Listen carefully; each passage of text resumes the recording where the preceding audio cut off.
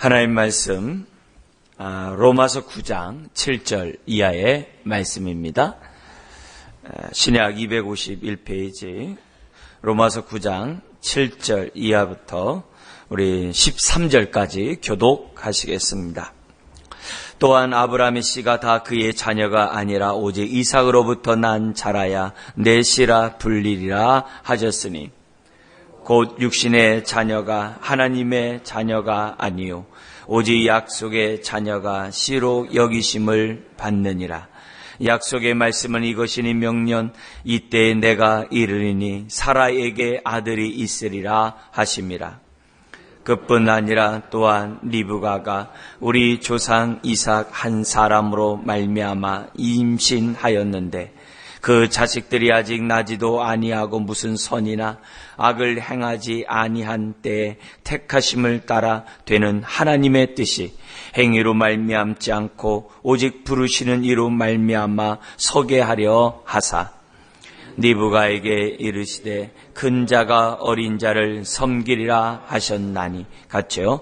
기록된 바 내가 야곱은 사랑하고 에서는 미워하였다 하심과 같으니라. 아멘.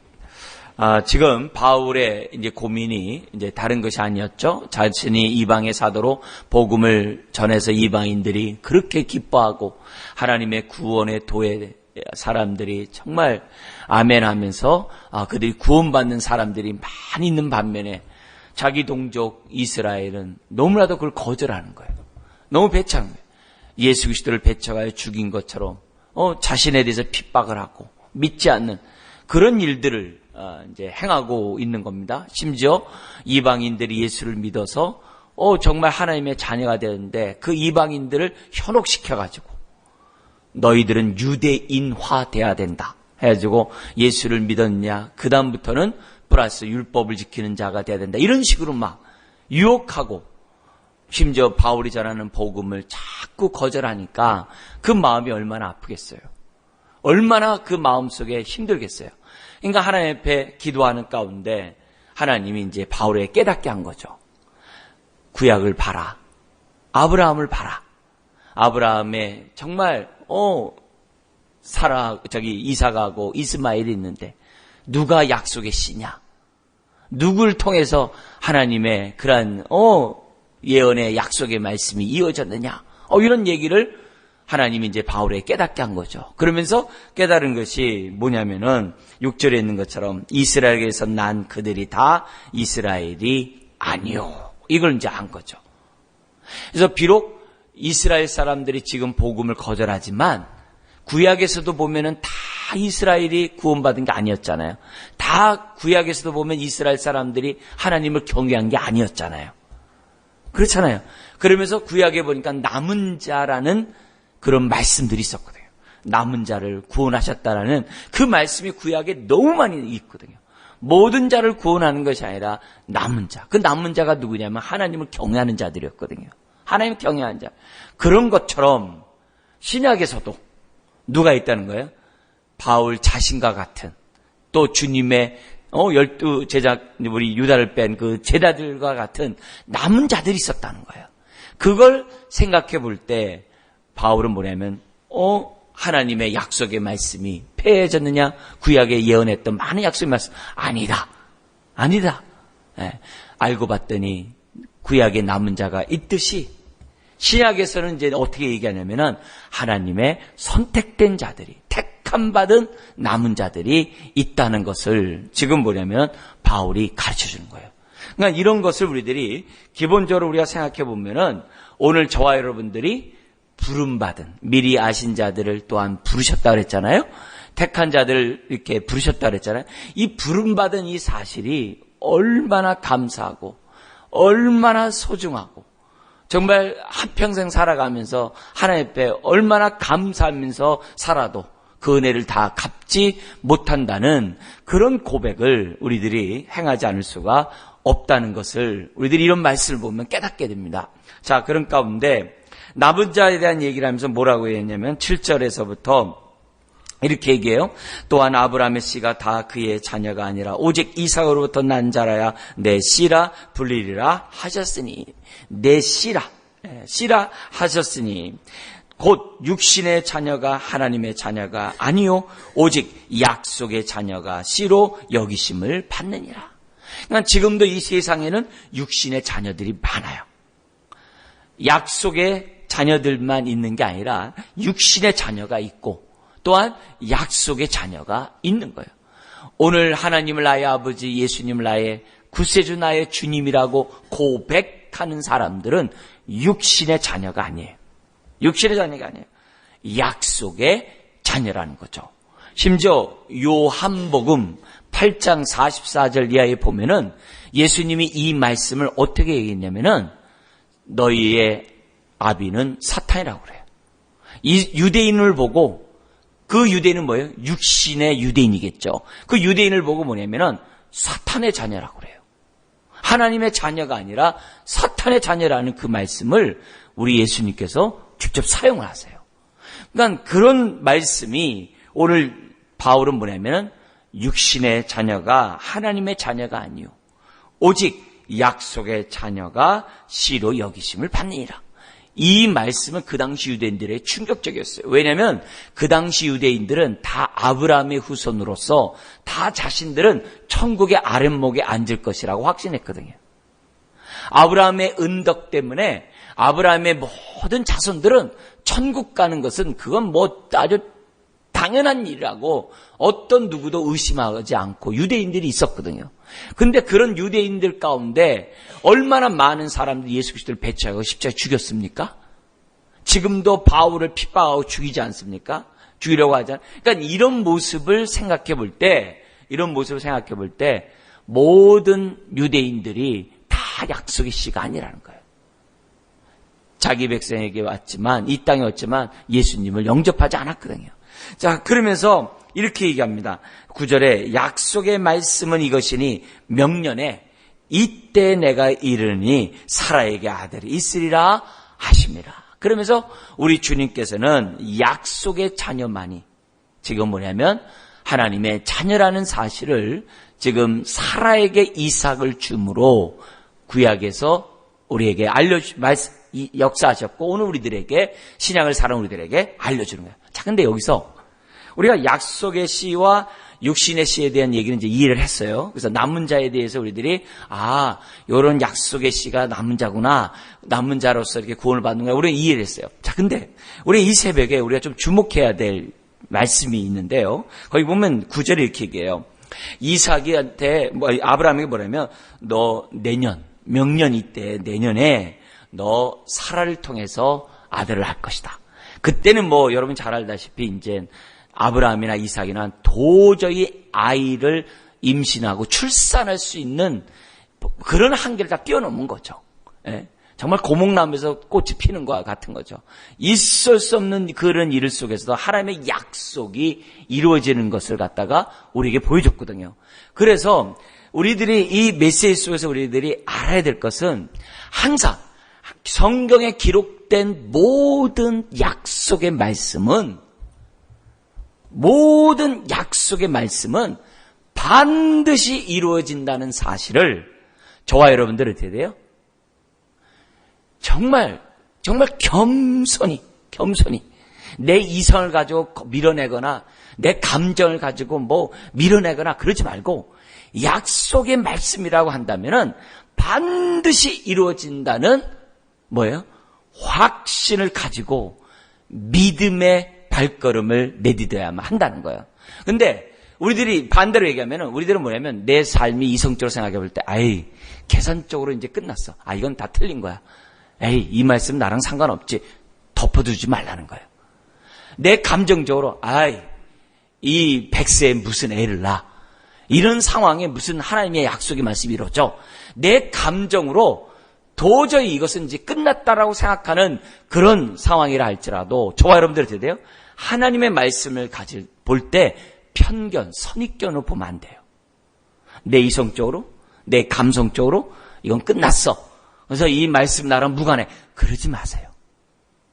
우리 하나님께서는 아브라함에게서도 100세 된 아브라함을 통해서도 자녀를 낳겠다고 하시는 그 약속을 이루신 분이에요. 그래서 우리들이 하나님 말씀을 대할 때는 항상 하나님, 내 이성적으로 감정적으로 안 되네요. 이건 도저히 내가 안 되네. 그러나 하나님의 말씀은 어제나 오늘이나 영원토록 동일한 줄 믿습니다. 하나님은 기록된 이 말씀을 통하여 하나님의 하나님 되심을 나타내시는 본인을 믿습니다. 그래서 내가 이성적으로, 내 감정적으로 이 말씀을 밀어내는 것이 아니라 하나님, 주의 뜻이면 이루어 주옵소서. 이 말씀대로 이루어질지어다 하면서 우리들이 항상 그런 마음으로 말씀을 대해야 된다는 거예요.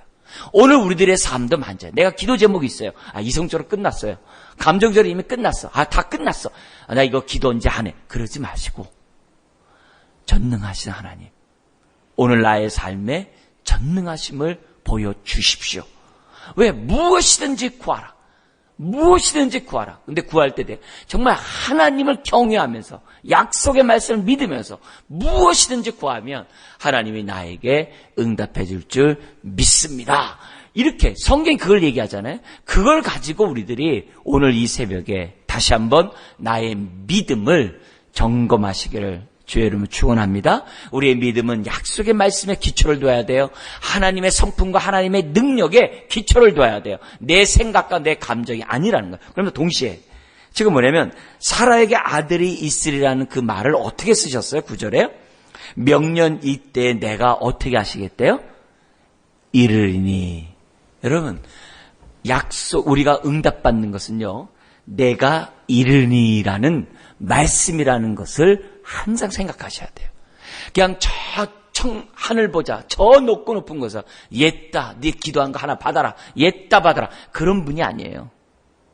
내가 기도하는 그 하나님의 귀를 기울이시고 내가 기도하는 그 기도의 그 응답을 우리 하나님 저 멀리서 옛다 받아라, 그런 분이 아니라 내가 이르리니. 정말 내 기도 하나하나에 주목하고 내 기도 하나하나에 우리 주님이 드려요.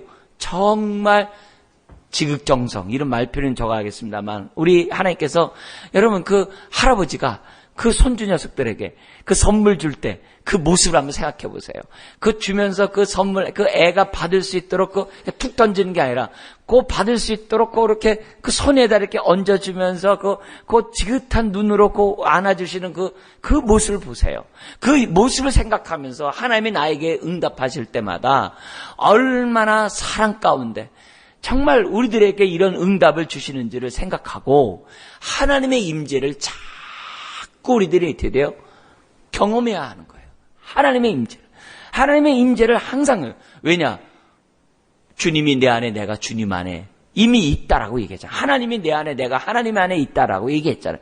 그걸 하나님, 내가 느끼게 하여 주옵소서. 응답은 내가 이르니, 이거예요. 툭 선물 던져서 이렇게 소포 배달하듯이 이렇게 하는 그런 게 아니라는 거예요. 그만큼 하나님은 내 안에, 나는 하나님 안에 있다는 이 모습을 저와 여러분들은 생각하라는 거예요. 자, 그러면서 남은 자에 대한 얘기를 계속 이어갑니다. 약속의 자녀에 대해서 계속 이어가는데 10절에 그뿐 아니라 또한 리브가가 우리 조상 이삭 한 사람으로 말미암아 임신하였는데 그 자식들이 아직 나지도 아니하고 무슨 선이나 악을 행하지 아니한 때 택하심을 따라 되는 하나님의 뜻이, 그 다음 말 중요해요. 뭐로 말미암지 않고요? 행위로 말미암지 않고 오직 누구로 말미암아요?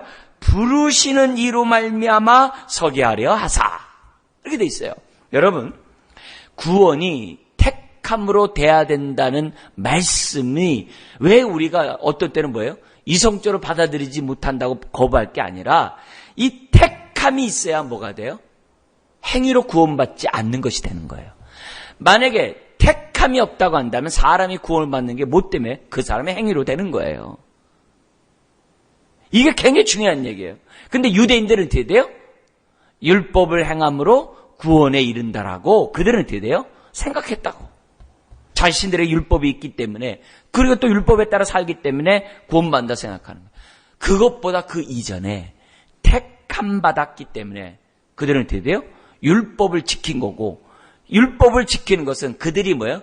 택함 받은 자녀이기 때문에 율법을 지킨다는 것을 몰랐던 거예요. 그들은 이미 홍해 바다를 가들 때 구원받은 거예요.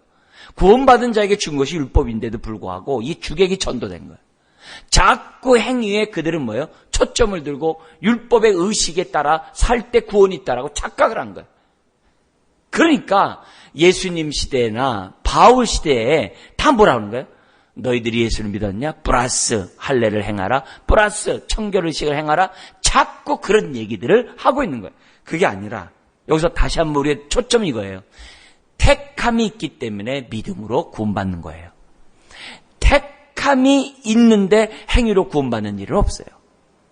그리고 심지어는 야곱이나 에서 가운데 그들의 행함을 보고서 하나님이 선택한 것도 아니에요. 미리 어떤 자를 이렇게 해요? 13절에 보니까는 내가 야곱은 사랑하고 에서는 뭐 했다고 그래요? 미워하였다 하심과 같으니라. 그 행위가 뭘 어쨌든 간에 우리 주님 뭐예요? 먼저 선택한 거예요. 근데 야곱의 일생을 보세요. 항상 정말 믿음 가운데 하나님의 마음에 합했습니까?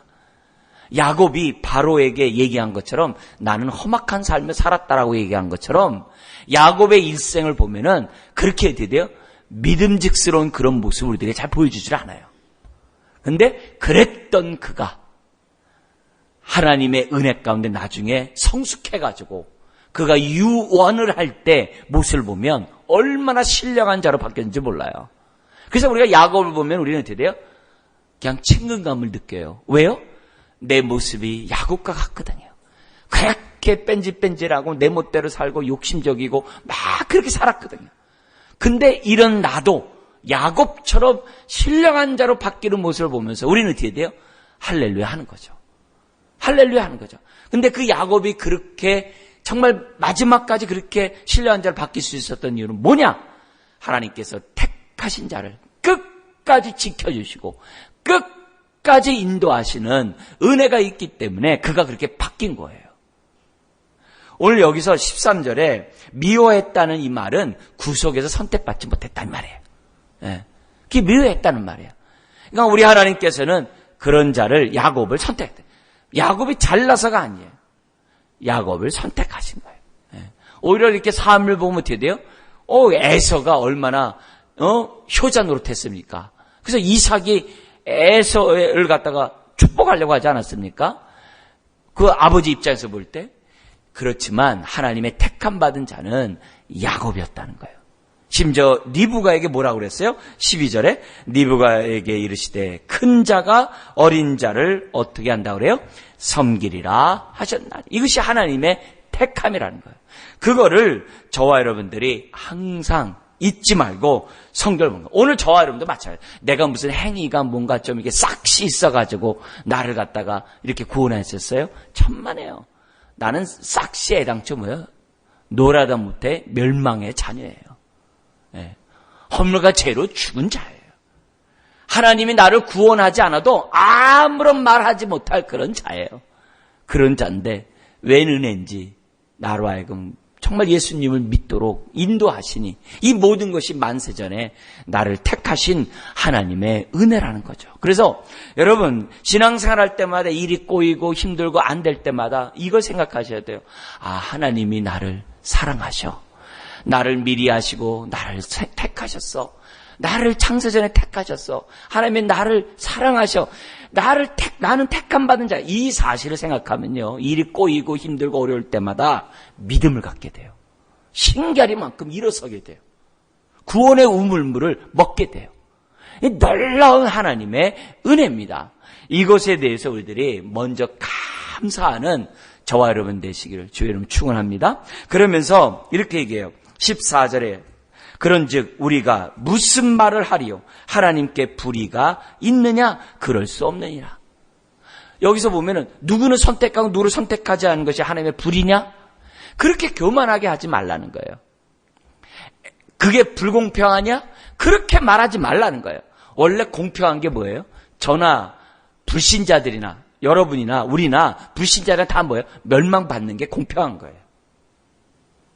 그게 공평한 거예요. 그 자체가 공평한 겁니다.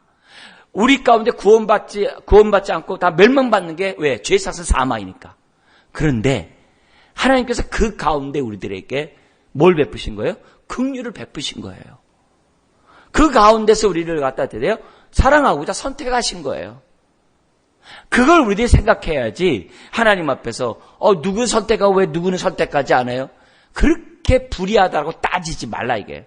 오히려 뭐냐면 나 같은 자가 멸망당할 자지만 죽을 자지만 나를 불쌍히 여기시니 감사하다. 그런 얘기를 지금 모세를 통해 설명하여 뭐라 그러면 모세에게 이르시되 내가 긍휼히 여길 자를 긍휼히 여기고 불쌍히 여길 자를 불쌍히 여기리라 하셨으니 그런즉 원하는 자로 말미암음도 아니요 다른 박질하는 자로 말미암음도 아니요 거기 말해요 오직 누구예요?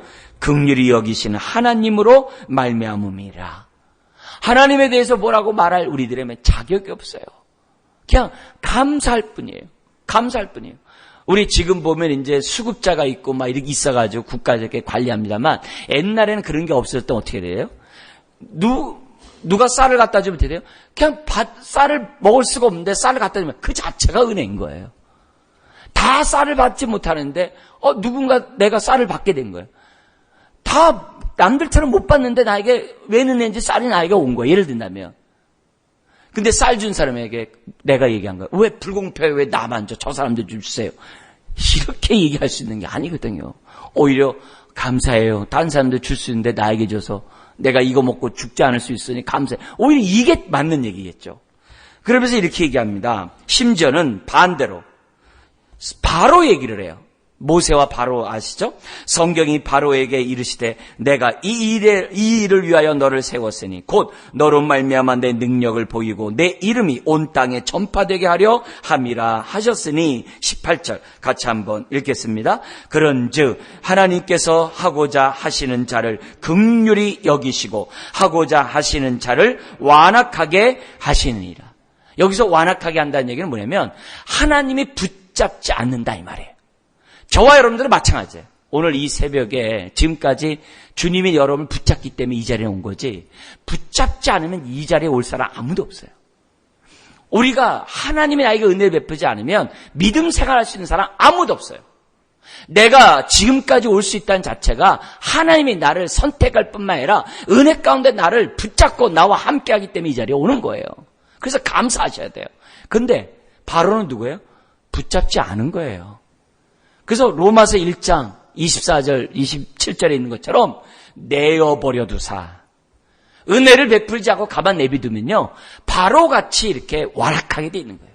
바로가 누구예요? 스스로 자기가 신이라고 생각한 자잖아요. 자기가 태양의 아들 신이라고 생각했잖아요. 그런 교만한 모습으로 자꾸 드디어 하나님을 대항하니까 하나님이 내어버려 두사 결국 드디어 멸망하게 되는 거예요.